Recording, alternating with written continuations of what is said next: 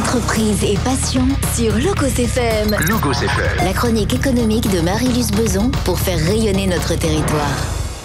Bonjour à tous, bienvenue dans Entreprise et passion sur Logos FM avec une invitée aujourd'hui, Patricia Rochès. Bonjour. Bonjour Marie-Luce. Patricia, vous êtes multicasquette aujourd'hui, on va les aborder un peu toutes. Merci d'être venue à la rencontre de nos auditeurs. Je souhaitais vous accueillir aujourd'hui essentiellement en tant que présidente des Amis du Viaduc de Garabi, mais pas que. Alors, on va peut-être commencer par une carte d'identité qui vous présente et qui nous explique qui vous êtes, Patricia. Qui je suis? Alors, oui. C'est tout un programme. Eh bien, écoutez, aujourd'hui, cette année, l'année dernière, j'ai fêté mes 50 ans. Et ça fait maintenant plus de 20 ans que je suis engagée en tant qu'élue locale. Donc ça prend beaucoup de temps dans ma vie. Et j'ai été élue pour la première fois en 2001, à l'âge de 26 ans, à Saint-Flour, dans le Cantal, donc une des deux sous-préfectures du Cantal, une ville de plus de 6000 habitants. J'ai réalisé 2 mandats dans l'exécutif de cette magnifique ville. Et puis en 2014, je suis devenue élue maire de ma commune d'origine, donc Corin-les-Eaux, dont mon papa avait été maire également de 71 à 89. Et maintenant, donc, ça fait 10 ans que je travaille avec 2 équipes différentes, la première de 2014 à 2020. Et depuis 2020, avec une équipe renouvelée et féminisée. En 2014, j'ai été la seule femme élue à Corin. Et c'est vraiment un bel engagement. Et j'invite tous les jeunes à se manifester, parce que je pense qu'en 2026, il y aura de la place. Et il y en aura une d'ailleurs à Corin. Alors, petit village du Cantal, au nord de Saint-Flour.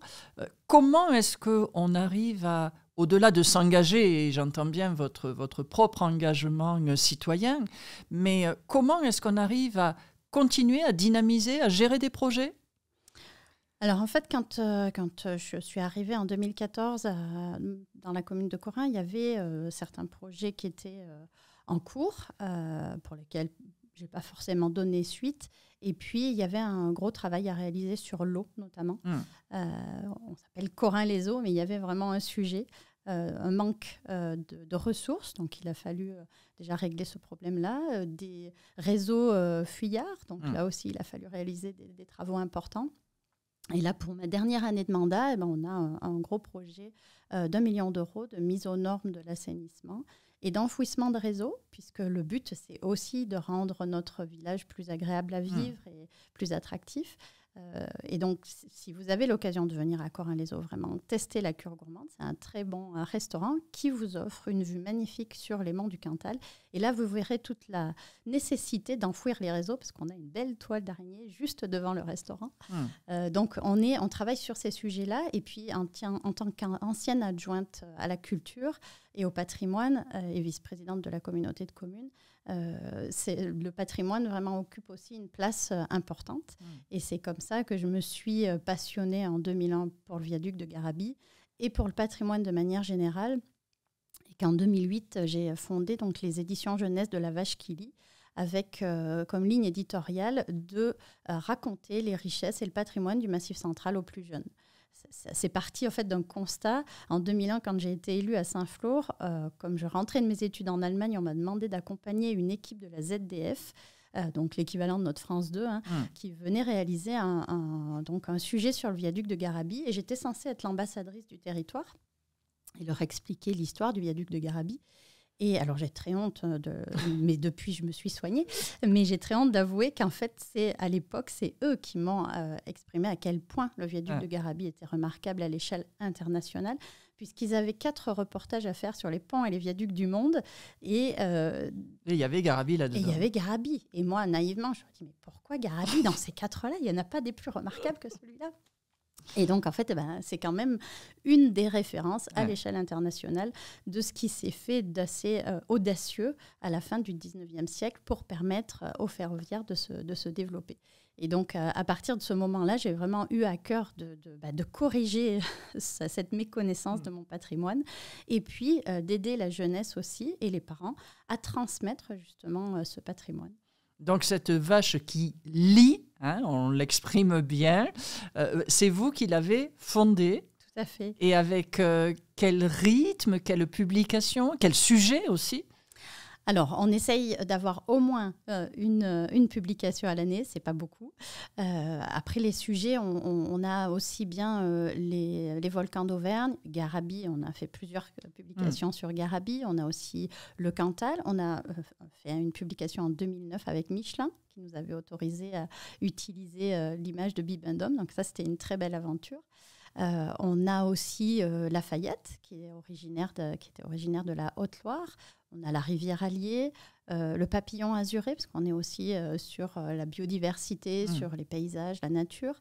Et on a eu l'occasion l'année dernière de participer d'ailleurs à un appel à projet d'une mutuelle qui s'appelle la Tutélaire, une mutuelle humaniste qui souhaitait faire un projet auprès des jeunes pour les sensibiliser à la biodiversité. On a remporté l'appel à projet et on a distribué donc des livres jeunesse sur le papillon azuré à 400 élèves du Cantal et de la Haute-Loire. C'est une association que vous avez créée. Oui, tout à fait, pour laquelle j'écris bénévolement. Voilà, je pense que c'est quelque chose qu'il faut aussi souligner, puisque c'est vraiment quelque part la continuité de votre engagement citoyen. Exactement. Alors, mon mari me définit en souriant comme une spécialiste des activités non lucratives. Et je rajoute, oui, mais utiles quand même. Je le souhaite, je l'espère. Et une petite anecdote sur la vache qui lit, parce que vous me disiez, c'est vous qui l'avez fondée. J'avais suivi une formation à Paris, à l'Asfored, donc spécialisée sur tout ce qui est édition, puisque ce n'est pas mon domaine. Hein. J'ai fait une maîtrise de langue étrangère appliquée au commerce international, donc rien à voir. Mais j'avais souhaité au moins me former. Et pendant cette semaine-là, il y avait des directrices éditoriales qui étaient là, dont je me rappelle d'une en particulier qui était de la maison Grund et qui me dit « Mais c'est génial ce nom, la vache qui lit, vous avez dû payer vraiment très cher de marketing. » Je dis « Non, mais en fait, on n'a pas d'argent, donc il faut être très créatif. » Et en fait, c'est au bout de 3 heures de brainstorming avec une amie qu'on a dit « La vache qui lit ». La vache, parce que dans le Cantal, en fait, vous avez beaucoup plus de vaches que d'habitants, hein, presque 500 000 bovins pour à peine 150 000 habitants. Et puis qui lit, parce que c'était la maison d'édition. C'était l'objectif. Et en plus, il y avait un petit clin d'œil à la vache qui rit, qui avait produit sa première vache qui rit, justement, à Rion-Esmontagne, dans le Cantal. D'accord. Anecdote que j'imagine peu de nos auditeurs connaissent et que je soumettrai à notre rédacteur en chef parce qu'il y a peut-être un vrai sujet à réaliser là-dessus. Alors, cette vache qui lit, elle a forcément mis en valeur le patrimoine. Ce patrimoine, vous venez de l'évoquer, il y a le viaduc de Garabi. Là, c'est quoi l'impulsion qui va vous amener à cette autre action non lucrative mais utile ? Alors, c'est vraiment cette rencontre avec les journalistes de la ZDF. Et ensuite, c'est vraiment quand on s'est intéressé au viaduc de Garabi. Donc, j'ai publié plusieurs ouvrages, dont deux aux éditions de La Vie du Rail à Paris. Et très vite, la question se pose quand on travaille pour un ouvrage d'art comme celui-là. Quelle est la finalité ? Est-ce qu'on veut en fait le maintenir dans sa fonction d'origine ou est-ce qu'on veut le mettre sous cloche et en faire quelque chose de nouveau pour le tourisme ou pour l'attractivité du territoire. Et pour nous, ça a été très clair dès le départ. On souhaitait que cet ouvrage continue à assurer sa mission, c'est-à-dire permettre au train qui va de Béziers à Paris via Clermont-Ferrand, qui permette à ce train de continuer à circuler. Donc pour nous, la préservation du viaduc du Garabi est vraiment liée à la préservation de la ligne de l'Aubrac. Oui, c'est le prétexte que vous avez pris pour entamer cet engagement qui est le vôtre aujourd'hui, qui est certes départemental, mais encore plus régional, interrégional et national, pour la préservation du train, de ce moyen de déplacement sur les territoires. Alors, racontez-nous un petit peu cette histoire, parce qu'elle est tellement atypique et elle est tellement, alors là, elle est plus qu'utile, puisqu'il y a des réalisations concrètes qui viennent de se vivre sur 2024. Racontez-nous cette histoire, Patricia. Alors, c'est un sujet vraiment important pour tout le Massif central. Hein. C'est une ligne qui va au-delà du Cantal. Elle traverse donc plusieurs départements. Au sud, vous avez la Lozère, l'Aveyron, l'Hérault. Donc, c'est vraiment dans le Massif central, la seule ligne de chemin de fer que vous avez qui est nationale. Donc, c'est un TET, un train d'État, train d'équilibre du territoire, un intercité, on connaît plus souvent le terme intercité que TET. Et en fait, nous, dans le Massif central, on n'a pas le TGV. On n'a rien. On a la 75. Et à Paris, et encore récemment, parce que lors du congrès des maires l'année dernière, j'avais rencontré des personnes dans les ministères qui me disaient « Oui, mais vous avez la 75 ». Donc voilà, comme si, parce que nous avons la 75, ce n'est pas nécessaire d'avoir du train. Et donc pour nous, c'était vraiment une cause de justice sociale et nationale d'avoir accès au train comme peuvent l'avoir l'ensemble des habitants de France. Et donc, pour nous, ça a été vraiment un sujet à défendre et de dire cette ligne, elle doit être préservée. Et jusqu'à l'année dernière, en fait, on se disait qu'on allait avoir du mal à la maintenir. Et vraiment, moi, j'avais rencontré le ministre des Transports, qui était Clément Beaune à l'époque, qui m'avait dit, pour la portion entre Saint-Flour et Saint-Chély, donc entre le Cantal et la Lozère, 25 km, elle va fermer. Si les régions ne financent pas, elle fermera. Mais je lui dis, vous savez très bien que les régions ne participeront pas. Ils ont déjà beaucoup de frais sur autre chose. Et là, c'est une ligne d'État qui doit être maintenue par l'État. Donc vraiment jusqu'au dernier moment. Et d'ailleurs, il y a eu 2 unes de la montagne. La première qui disait la ligne de l'Aubrac sauvée. Et puis une deuxième qui disait la ligne de l'Aubrac en sursis. Donc on ne savait plus quel était est-ce que c'était en sursis ou sauvé. Il n'y a pas eu de communiqué de presse pour dire que les travaux allaient se faire. Malgré tout, en mars 2024, donc des travaux ont débuté et 43 millions d'euros ont été investis. Et la ligne donc a repris par l'État. Là, et tout à fait. 92% l'État et 8% SNCF Réseau. Mais comme l'État est l'actionnaire majoritaire des SNCF Réseau, on peut dire que c'est 100% État, effectivement. Il n'y a pas eu d'inauguration des travaux. En tout cas, la ligne a repris. C'est un confort incroyable sur la portion qui a été refaite. Et pour nous, c'est vraiment un signe d'espoir pour dire que nos territoires ruraux vont pouvoir conserver cette ligne et ces arrêts. Et j'aimerais vous raconter une anecdote, peut-être même 2. La première, c'était par rapport au viaduc de Garabi. Un préfet du Cantal, qui n'est pas celui en poste actuellement, m'avait dit « Mais vous vous rendez compte comme c'est cher cette ligne à rénover, on ferait mieux de mettre un avion entre Clermont-Ferrand et Béziers. » Alors là, j'étais scotchée, je n'en revenais pas. Je dis « Mais en fait, vous ne pouvez pas dire ça. Si vous faites ça, ça veut dire qu'en fait, encore une fois, on ne privilégie que les grandes agglomérations. Et ça veut dire que tous les gens qui se trouvent être sur le trajet, à Saint-Flour, à Saint-Chély, eux, ils sont privés de train. Et donc, ça veut dire de moyens de déplacement. De moyens de déplacement, c'est même pas de train, ils n'ont plus rien. Exactement. Donc, on ne peut pas dire aux gens, vous avez la 75, il vous faut avoir une voiture et vous vous déplacez en voiture. C'est juste pas entendable. En plus, aujourd'hui, on voit très bien que les coûts liés à la voiture ne cessent d'augmenter. On parle sans arrêt de pouvoir d'achat. Voilà un moyen de peser sur l'argent des ménages, hein, vraiment. C'est de faire en sorte qu'ils puissent utiliser les transports en commun. Donc ça m'avait vraiment... D'abord, mettre en place un avion sur une si courte distance, c'est même plus entendable aujourd'hui. On peut pas... Et ensuite, ça veut dire encore que les représentants de l'État pensent que tous ceux qui habitent dans des petites villes, en fait... doivent rester chez eux. Voilà, n'ont pas les mêmes... ou alors, ils déménagent en ville. Donc, je me souviens avoir dit un jour à un préfet, écoutez... Si vous ne voulez plus rien mettre dans nos départements, le département du Cantal, vous faites une croix, puis vous dites à tous les habitants de déménager à Clermont ou à Lyon. qu'on coûte trop cher, qu'on n'est pas assez nombreux, donc c'est fini. Mais ne nous étranglez pas petit à petit, c'est terrible. Donc il y avait cette première anecdote et la seconde, un autre préfet, toujours pas celui qui est en poste actuellement. On ne donnera pas de nom. On ne donnera pas de nom, qui, sur le viaduc de Garabi, donc on n'était que tous les deux, et il me dit, mais vous vous rendez compte, parce que donc, le prochain projet là, sur la ligne de l'Aubrac, c'est quand même la remise en peinture du viaduc de Garabi. Et ce n'est pas une opération esthétique, c'est vraiment une opération pour maintenir l'ouvrage d'art. C'est en fait qui subit de la corrosion. Exactement. La peinture protège le fer. Et là, elle commence vraiment à être...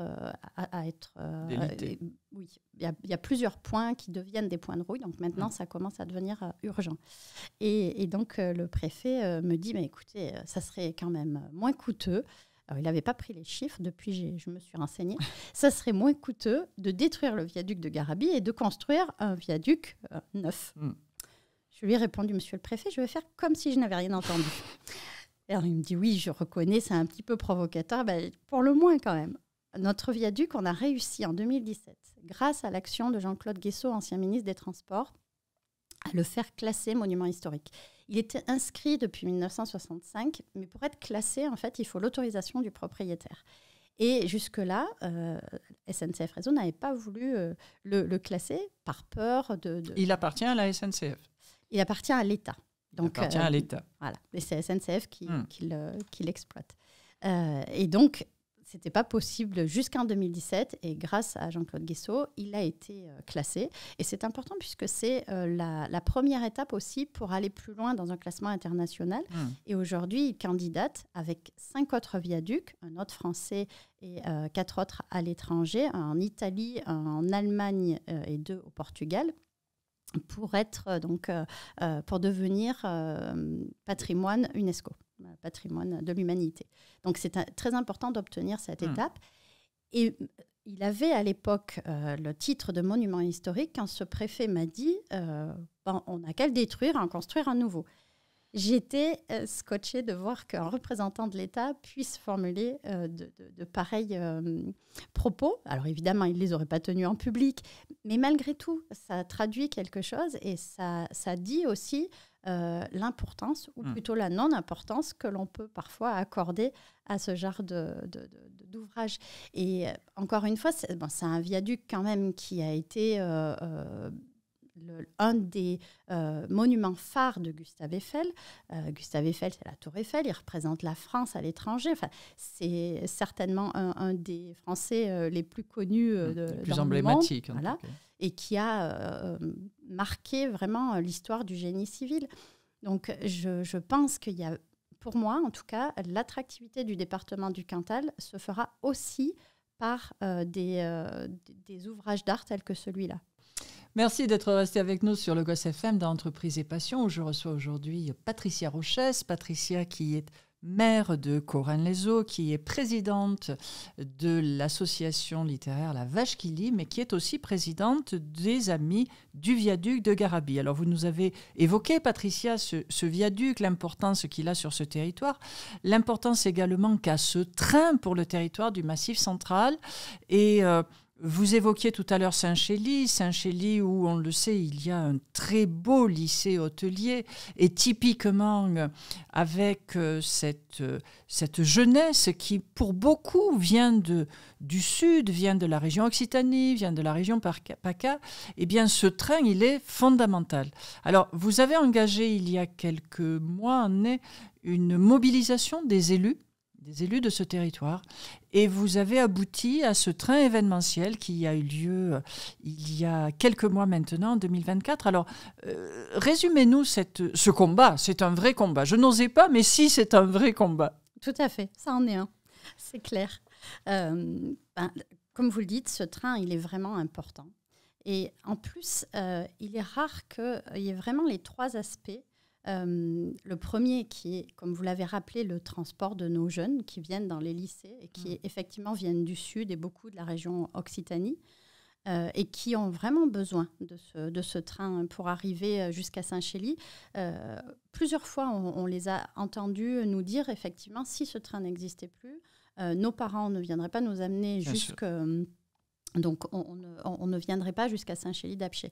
Et on a vu Encore récemment, là, il y avait eu un reportage de M6 en fin d'année dernière qui, justement, avait rencontré la directrice de la maison familiale et rurale de Saint-Flour, qui est vraiment une référence au niveau national sur les métiers du cheval.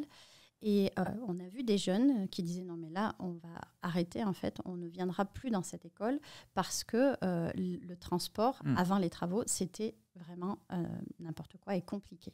Encore aujourd'hui on a des problèmes sur la fiabilité, donc au sein de l'association on y travaille et on interpelle les élus pour faire en sorte que cela s'améliore.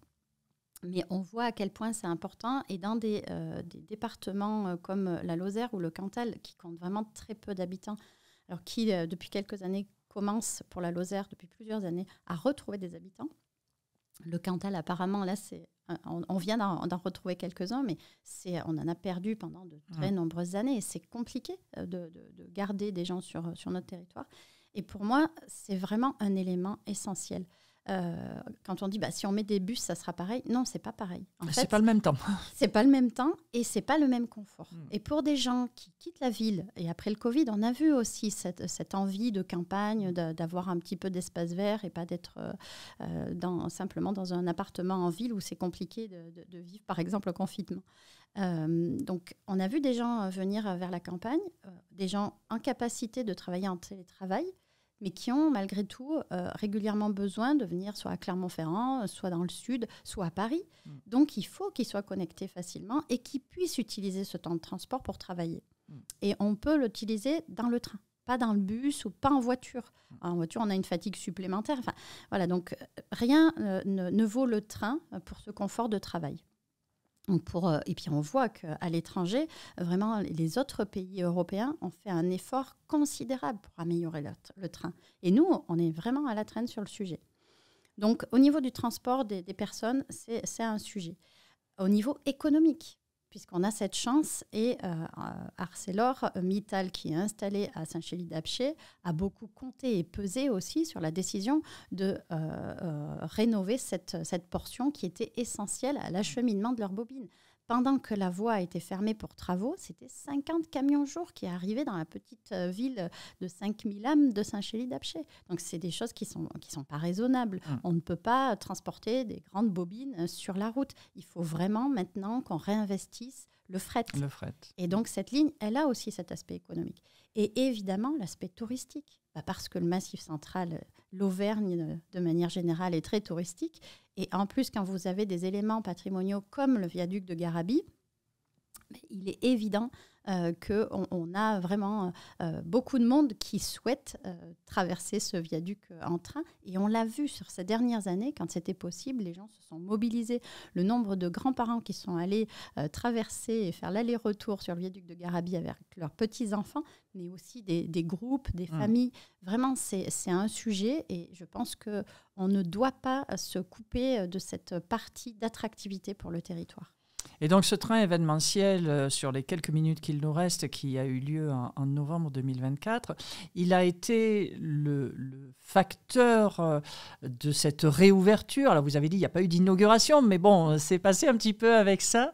Alors comment est-ce que vous avez réussi à déclencher ce train événementiel ?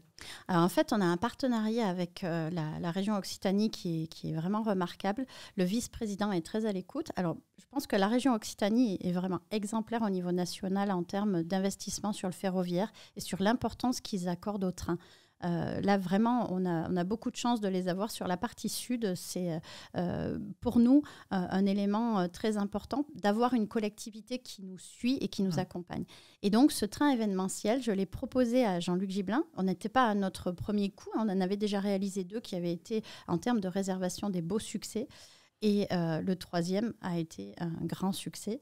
On se disait que ça allait être quand même un peu plus compliqué sur les réservations parce que c'était quand même 11 heures de train pour aller de Béziers à Neussargues, aller-retour. Donc, il fallait être quand même mobilisé et motivé. Mais on leur avait concocté un super programme. Franchement, personne ne s'est ennuyé. Et tout le monde a trouvé ça excellent. Et en plus, grâce à l'accompagnement de Phébus Communication, on a eu aussi vraiment des retours et une implication de la presse nationale sur cet événement qui était pour nous essentiel. C'était de dire, On ne fait pas un train événementiel pour les passionnés de train. On fait un train événementiel pour dire à toute la France que ce train réouvre, qu'il est donc aujourd'hui en fonctionnement, qu'il faut l'emprunter et que chacun fasse savoir qu'effectivement, il est essentiel à la vie dans nos territoires ruraux. J'imagine, et ce sera votre conclusion, Patricia, qu'il ne faut rien lâcher. Il ne faut rien lâcher et on continue. Parce que sinon, cette ligne qui est quand même techniquement compliquée, combien ? 37 ouvrages d'art, quelque chose comme ça ? Oui, il y en a énormément. Donc effectivement, et le problème, c'est aussi qu'on a mis un peu le ferroviaire de côté. On a développé beaucoup la route, beaucoup la ligne grande vitesse, le TGV. Et on a oublié nos lignes historiques. Donc, on a pris beaucoup de retard et on a laissé s'abîmer des lignes, mais aussi des ouvrages d'art. Donc, derrière, on a effectivement un investissement.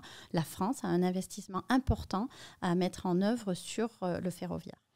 Alors, on l'a compris, vous l'aurez compris, chers amis auditeurs, il y a beaucoup, beaucoup à dire. Je pense qu'il faudra, si notre rédacteur en chef préféré le permet, réitérer cette émission parce qu'il y a des beaux projets, il y a des belles actions à mener. Merci de nous avoir fait partager votre passion, votre enthousiasme et puis cet engagement qui est le vôtre sur le territoire. Merci à vous. À très bientôt sur Logos FM. Ne quittez pas nos émissions. Merci à vous. Entreprise et passion sur Logos FM. Logos FM. La chronique économique de Marie-Luce Beson pour faire rayonner notre territoire.